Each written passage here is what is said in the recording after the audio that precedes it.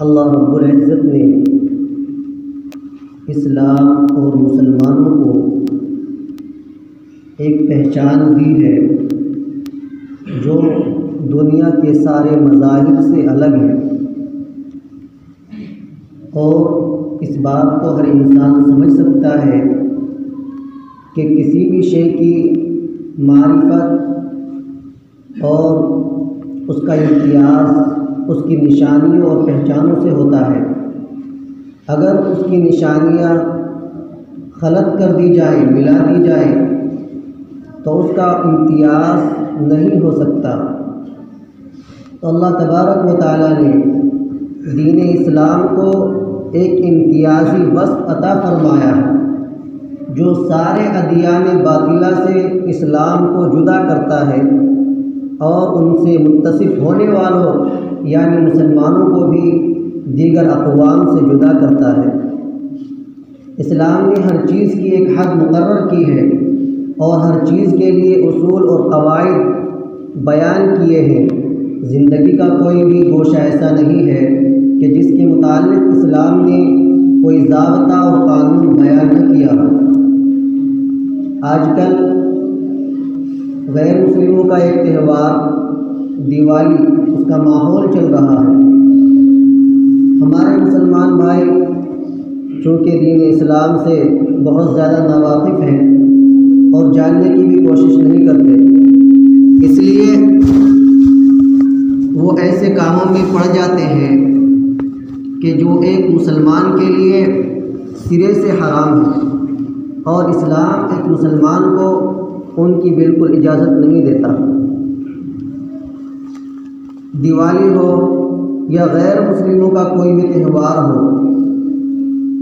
اس پر مسلمان کا غیر مسلم کو مبارکباد دینا یا اس تہوار کے بارے میں تعظیم کے الفاظ کہنا شریعت کی نظر میں کیسا ہے؟ شریعت اس سلسلے کے اندر مسلمان کو یہ حکم دیتی ہے کہ غیر مسلم چاہے کسی بھی برادری سے تعلق رکھتا ہو، کسی بھی مذہب سے تعلق رکھتا ہو، اسلام کے علاوہ جو بھی ہے سب غیر مسلم ہیں، چاہے وہ ہندو ہو یا عیسائی ہو یا یہودی ہو یا سکھ ہو، کوئی بھی مذہب والے ہوں، سب کے سب یہ غیر مسلم ہیں۔ ان کے جتنے بھی تہوار ہیں ان کے متعلق مسلمان کے لیے شریعت کا حکم یہ ہے کہ ان کے تہوار کے لیے کوئی بھی تعظیم کا لفظ کہنا یا اس تہوار پر غیر مسلموں کو مبارکباد دینا یہ قطعاً ناجائز و حرام ہے، کیونکہ اگر آپ مسلمان ہوتے ہوئے ایک غیر مسلم کے تہوار کی تعریف کرتے ہیں، اس کی تعظیم کرتے ہیں، اس کے لیے اچھائی کے الفاظ بیان کرتے ہیں، تو اس کا مطلب یہ ہے کہ آپ مکمل طور پر اسلام سے مطمئن نہیں ہیں، اور آپ کے دل کے اندر ان غیر مذاہب کے تہواروں کے لیے جگہ ہے، اور ایک مسلمان کے لیے اسلام اس بات کو بالکل برداشت نہیں کرتا کہ اسلام کے ماننے والے کے دل کے اندر غیر مذہب کے تعلق سے کوئی جگہ ہو۔ اس لیے ایک مسلمان کے لیے غیر مسلم کو دینا اور اس کے لیے خوشی کا اظہار کرنا یہ بالکل ناجائز اور حرام ہے۔ اب رہی یہ بات کہ بہت سی مرتبہ ایسا ہوتا ہے کہ غیر مسلموں کے ساتھ مسلمانوں کے تعلقات ہوتے ہیں اور تہواروں پر وہ ایک دوسرے کو مٹھائی وغیرہ کا تحفہ پیش کرتے ہیں۔ شریعت اس کے بارے میں کیا کہتی ہے؟ ایک حکم تو مبارکباد دینے کا ہے۔ اگر غیر مسلم مسلمان کو مبارکباد دے رہا ہے تو اس کا مطلب بالکل یہ نہیں ہے کہ آپ بھی ان کو بدلے میں مبارکباد دیں۔ آپ کے لیے یہ بالکل جائز نہیں، کیونکہ شریعت نے ایک حد متعین کر دی ہے، اس حد سے تجاوز کرنا، اس سے باہر جانا مسلمان کے لیے بالکل حرام ہے۔ غیر مسلم کے مذہب میں چونکہ کوئی حد متعین نہیں، ان کے لیے تو آزادی ہے مذہب کوئی ہے ہی نہیں تو آزادی کیوں نہیں ہوگی؟ کوئی قاعدہ مقرر ہی نہیں تو جو چاہے کر لے۔ لیکن مسلمان کے لیے اسلام نے ایسا نہیں کیا، بلکہ اس کے لیے ایک حد مقرر کی ہے جس کو دوسرا حکم ہے مٹھائی وغیرہ کا لیں گے۔ مٹھائی وغیرہ کے بارے میں حکم یہ ہے کہ اگر انہوں نے وہ مٹھائی اپنے معبودوں کے نام پر نہ چڑھائی ہو، چڑھاوے کی مٹھائی نہ ہو، اور اس کے اندر کوئی حرام اور ناپاک چیز ملی ہوئی نہ ہو، اور دینے والے کی آمدنی بھی حلال ہو، تو اس کو لینے کی اور کھانے کی گنجائش ہے۔ اگر وہ مٹھائی ان کے معبودوں کے نام پر چڑھائی ہوئی ہو، چڑھاوے کی مٹھائی ہو، تو اس کو لینا، اس کا کھانا ناجائز اور حرام ہے۔ ایسے ہی اسی سے ملتا جلتا ایک مسئلہ یہ بھی ہے کہ جو مسلمان حضرات پیروں پر، مزاروں پر جو چڑھاوا چڑھاتے ہیں یا وہاں جا کر جو نظر و نیاز کرتے ہیں، اس کا کھانا اور اس کا لینا کیسا ہے؟ تو اس کے بارے میں حکم یہ ہے کہ اگر وہ نظر و نیاز کی کوئی بھی چیز ہو، اگر وہ ان بزرگ کے نام پر ہے، یعنی اس لیے ہے کہ ہم ان کے نام پر کریں گے تو یہ ہم سے خوش ہوں گے اور ہمیں اس کا فائدہ پہنچائیں گے، تو ایسا بھی یہ بالکل غیر مسلموں جیسا عقیدہ ہے۔ اس لیے اگر ایسی نظر و نیاز کی کوئی چیز ہے تو اس کا کھانا بھی حرام ہے۔ البتہ اگر صرف ثواب کی نیت سے اللہ کے نام پر کیا جائے، اللہ کے نام پر، اور ثواب پہنچانا مقصود ہو بزرگ کو، تب تو جائز ہے، لیکن ایسا ہوتا کم ہے، کیونکہ لوگوں کے دل کے اندر یہ بات بیٹھی ہوئی ہے کہ بزرگوں کو تو ثواب کی ضرورت ہی نہیں، اس لیے ان کو خوش کرنے کے لیے ہی ان کے نام پر نظر و نیاز کی دیگیں اتاری جاتی ہیں۔ تو ایسا کرنا بالکل حرام ہے، کرنا بھی اور اس کا کھانا بھی حرام ہے۔ تو میں یہ عرض کر رہا تھا کہ اللہ تبارک و تعالیٰ نے اسلام کو ایک امتیازی شان عطا فرمائی ہے، جو اسلام کو اور مسلمانوں کو سارے مذاہب سے، سارے دینوں سے جدا کرتی ہے۔ اللہ کے رسول علیہ الصلاۃ والسلام اس دنیا کے اندر تشریف لائے، اور آپ علیہ الصلاۃ والسلام کے اندر اللہ تبارک و تعالیٰ نے آپ کو نبوت سے سرفراز کرنے سے پہلے ہی وہ ساری صفات ودیت فرمائی تھی جو ایک خدائی مذہب کے لیے موضوع ہے۔ اللہ تبارک و تعالیٰ نے نبی آپ کو 40 سال کی عمر میں بنایا، اور یہ اعلان ظاہری اعلان تھا، لیکن حقیقت یہ ہے کہ اللہ تبارک و تعالیٰ نے آپ کو نبی اس وقت بنا دیا تھا جب کہ حضرت آدم علیہ السلام کا پتلا بھی نہیں بنایا تھا۔ تو آپ علیہ السلام کے اندر اللہ تبارک و تعالیٰ نے نبوت کا ظاہری اعلان کرنے سے پہلے ہی آپ سے سارے وہ افعال صادر ہوئے جو ایک دین برحق کے لیے لازمی اور موزوں تھے۔ اللہ کے رسول علیہ السلام نے دنیا کو وہ کام کر کے دکھائے جو ایک مسلمان کو کرنی چاہیے۔ جب پہلی وحی اللہ کے رسول علیہ السلام پر نازل ہوئی اور آپ نے حضرت جبرائیل علیہ السلام کو اپنی اصلی شکل میں دیکھا، تو چونکہ انسان جب کسی انوکھی چیز کو دیکھتا ہے اور ایسی چیز کو کہ جو ڈراؤنی شکل کی ہو، عجیب غریب اس کی شکل ہو، تو انسان کے دل کے اندر اس سے خوف پیدا ہوتا ہے۔ یہ انسانیت کا خاصہ ہے۔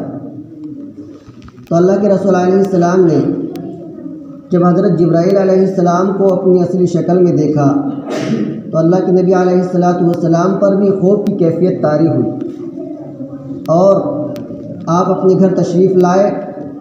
اپنی اہلیہ حضرت خدیجہ رضی اللہ تعالیٰ عنہ سے فرمایا کہ مجھے کمبل اڑھاؤ۔ حضرت خدیجہ نے کمبل اڑھایا اور آپ کے پاس بیٹھ گئی اور پوچھا کہ اللہ کے رسول آپ کیا محسوس کرتے ہیں؟ تو خوف جب بہت زیادہ ہوتا ہے انسان کو کسی بھی چیز کا، تو انسان یہ سمجھتا ہے کہ یہ میرا آخری وقت ہے۔ تو اللہ کے رسول علیہ السلام نے فرمایا کہ مجھے لگتا ہے کہ میری جان نکل جائے گی۔ تو حضرت خدیجہ رضی اللہ تعالیٰ عنہ نے فرمایا کلا، ہرگز نہیں، واللہ لا یخزک اللہ ابدا، خدا کی قسم اللہ تبارک و تعالیٰ آپ کو کبھی رسوا نہیں کرے گا۔ اور آپ کی صفات بیان فرمائی انہوں نے، انک لتصل الرحم وتحمل الکل وتکسب المعدوم وتقری الضیف وتعین علی نوائب الحق، کہ آپ صلہ رحمی کرتے ہیں، آپ بے کسوں کا بوجھ اٹھاتے ہیں، آپ ناداروں اور محتاجوں کے لیے کماتے ہیں، آپ مہمان نوازی کرتے ہیں اور حق بیانی مصائب میں لوگوں کی مدد کرتے ہیں۔ اللہ کے رسول علیہ السلام کی یہ اوصاف بیان فرمائے۔ اب لوگوں کے دل کے اندر یہ بات پیدا ہو سکتی ہے کہ یہ تو ایک نبی تھے، ان کی شان یہ ہو سکتی ہے، لیکن آپ تاریخ کا مطالعہ کیجئے تو آپ کو معلوم ہوگا کہ مسلمانوں نے ان ساری صفات کو اپنے اندر پیدا کیا ہے۔ حضرت ابو بکر صدیق رضی اللہ تعالیٰ عنہ کا نام سبھی کو معلوم ہوگا۔ جب وہ اللہ کے رسول علیہ السلام سے اجازت لے کر حبشہ کی طرف ہجرت کرنے کے لیے جانے لگے تو راستے میں مکہ کا ایک رئیس جس کا نام ابن الدغنہ تھا، یہ کافر تھا، اس نے حضرت ابو بکر صدیق رضی اللہ تعالیٰ عنہ سے پوچھا کہ ابو بکر کہاں کا ارادہ ہے؟ حضرت ابو بکر صدیق رضی اللہ تعالیٰ عنہ نے فرمایا کہ بھائی تمہاری قوم شہر میں چین کا سانس نہیں لینے دیتی، اس لیے ہم شہر کو چھوڑ کر جا رہے ہیں۔ تو ابن الدغنہ نے یہ ساری صفات حضرت ابو بکر صدیق رضی اللہ تعالیٰ عنہ کی شان میں کہی کہ ایسا نہیں ہو سکتا، کیسے ہو سکتا ہے ایسا کہ ایسا آدمی کہ جو ان صفات کا حامل ہو اس کو ہم شہر سے کیسے جانے دے سکتے ہیں؟ جو بے کسوں کا سہارا ہو، محتاجوں پر اپنا مال خرچ کرتا ہو، مصیبت زدہ لوگوں کی مدد کرتا ہو، بھلا ایسا شخص شہر سے چلا جائے؟ ایسا نہیں ہوگا، وہ اپنی امان میں ان کو واپس لائے۔ تو دیکھیے کہ حضرت ابو بکر صدیق رضی اللہ تعالیٰ جو حضرت رسول خدا صلی اللہ علیہ وسلم کے بہت زیادہ قریبی ہیں، انہوں نے اپنے اندر ان صفات کو ڈھالا، تب اللہ کے رسول علیہ السلام کے وہ محبوب بنے۔ اور یہی وجہ ہے کہ اسلام نے ان سارے لوگوں کو بزرگیت کا درجہ دیا ہے اور ان سارے لوگوں کا مقام اسلام کے اندر بلند ترین ہے جنہوں نے اللہ کے رسول علیہ السلام کی صفات کو اپنے اندر ڈالا ہے۔ تو ایک مسلمان کو چاہیے کہ اگر وہ سچا محب رسول ہے، سچا دین کا تابعدار ہے، تو اس کو اپنے اندر یہ صفات پیدا کرنی چاہیے۔ آج ہم اپنے حال پر غور کرتے ہیں تو معلوم ہوتا ہے کہ آج مسلمان اسلامی تعلیمات سے بہت دور چلے گئے ہیں۔ آج کیا ہے کہ اگر کسی انسان پر کوئی مصیبت آ جائے تو ہم کیا کرتے ہیں کہ بجائے اس کے کہ اس کی خیر خواہی کرے، بجائے اس کے کہ اس کو حوصلہ دے اور اپنے سے جو ہو سکتا ہے اس کا ہاتھ بٹائے، اس کو کمزور کرنے کے لیے اور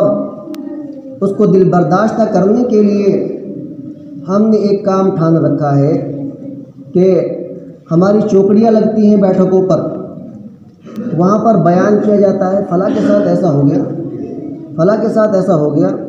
فلاں نے یہ کر دیا۔ ایک مسلمان کا یہی شیوا ہونا چاہیے، اور یہ حال ان لوگوں کا ہے جو اپنے آپ کو بڑا متقی سمجھتے ہیں، بڑا پرہیزگار سمجھتے ہیں، بڑا دیندار سمجھتے ہیں، ان لوگوں کا یہ حال ہے۔ تو خود سمجھ لیجئے کہ دین نے جن لوگوں کو دوسروں کا سہارا بننے کا حکم دیا، دوسروں کا ہاتھ بٹانے کا حکم دیا، دوسروں کو تکلیف پہنچانے سے منع کیا، وہ آج دل آزاری کے سردار بنے ہوئے ہیں۔ آج کل ایک تو یہ اس وقت کا دجال میڈیا ہے ہی، لیکن اس سے بڑھ کر ہم لوگ اس کو فروغ دینے والے، اس کو بڑھاوا دینے والے بن گئے ہیں۔ ہم لوگوں کے اندر ایسی ایسی باتیں پیدا ہو گئی ہیں کہ جن کو اسلام سے کوئی تعلق ہی نہیں، اور ہم ان کو گناہ بھی نہیں سمجھتے، جبکہ اسلام نے ان کو سختی سے منع کیا ہے۔ تو اس لیے میرے بھائیوں، مسلمان کے لیے یہ لازم ہے کہ اپنا ہر قدم سوچ سمجھ کر اٹھائے۔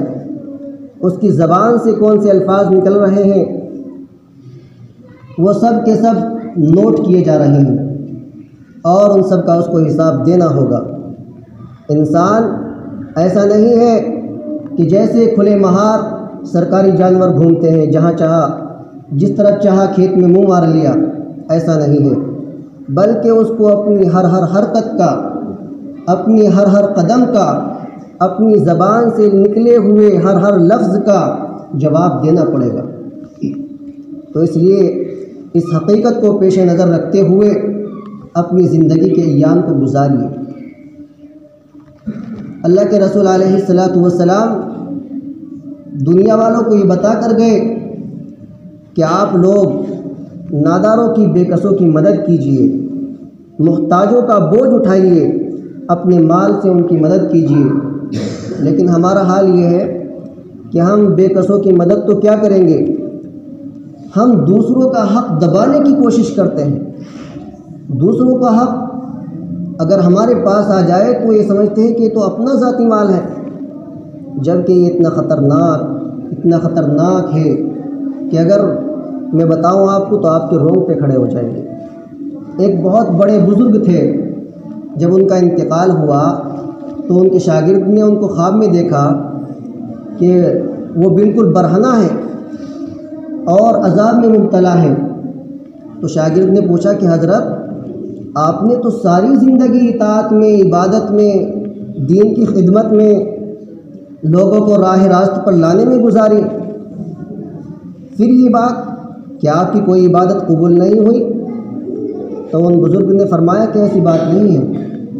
بلکہ اللہ تبارک و تعالیٰ نے جن اعمال صالحہ کی توفیق دی تھی وہ تو سب مقبول ہو گئے۔ یہ عذاب جو تم دیکھ رہے ہو یہ ایک سوئی کی وجہ سے ہو رہا ہے۔ تو شاگرد نے پوچھا حضرت سوئی، کیسی سوئی؟ تو بزرگ نے بتلایا کہ اپنی موت سے پہلے میں نے اپنے پڑوس میں سے کپڑا سینے کے لیے ایک سوئی مانگی تھی، میں اس کو واپس نہیں کر سکا اور میری وفات ہو گئی، اس کی وجہ سے یہ عذاب ہو رہا ہے جو تم دیکھ رہے ہو۔ تو مجھ پر یہ احسان کر دینا کہ میرے گھر جا کر میرے گھر والوں سے وہ سوئی لے کر میرے فلاں پڑوسی کو دے دینا۔ یہ شاگرد صبح ہوتے ہی استاد کے گھر پہنچا اور سارا واقعہ بتلایا۔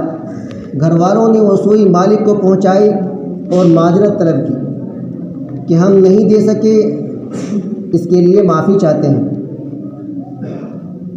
رات کو یہ جب سویا تو اس کو پھر خواب میں زیارت ہوئی، تو اب نظارہ بدلا ہوا تھا۔ حضرت ایک خوبصورت باغ کے اندر آرام فرما رہے تھے۔ اس نے سلام کیا اور حال دریافت کیا تو حضرت نے فرمایا کہ جیسے ہی وہ سوئی مالک کے پاس پہنچی میرے اوپر سے وہ عذاب اٹھا لیا گیا تھا، اور اب میں اس آرام میں ہوں جو تم دیکھ رہے ہو۔ تو جب ایک سوئی کی وجہ سے اتنا بڑا بزرگ جس نے ساری زندگی اللہ کی اطاعت میں، اللہ کے دین کی اشاعت میں گزاری ہو، وہ عذاب میں گرفتار ہو سکتا ہے، تو ہم جیسے انسان جو سینکڑوں غلطیوں کے بھرے ہوئے ہیں اور پھر اس کے ساتھ ایک ظلم یہ کر لیں کہ دوسروں کے حق میں کوتاہی کریں، تو ہم کیا بچ سکتے ہیں؟ تو اس لیے دوسروں کا حق دینے کی وقت پر کوشش کریں، اور اس میں ذرا بھی کوتاہی اور تساہل نہ برتیں، ورنہ انسان کو کوئی پتہ نہیں کہ اس کی موت کس وقت آئے گی۔ ہم یہ سوچتے رہیں کہ بھائی اس حق والے کا حق ہم کل دے دیں گے، پرسوں دے دیں گے، لیکن کیا پتہ کل تک ہمیں موقع ملے گا نہیں ملے گا۔ اگر ہمارے پاس انتظام ہو گیا تو ہم اس حق والے کا حق فوراً دیں اس کو۔ اللہ تبارک و تعالی عمل کی توفیق عطا فرمائے۔ وآخر دعوانا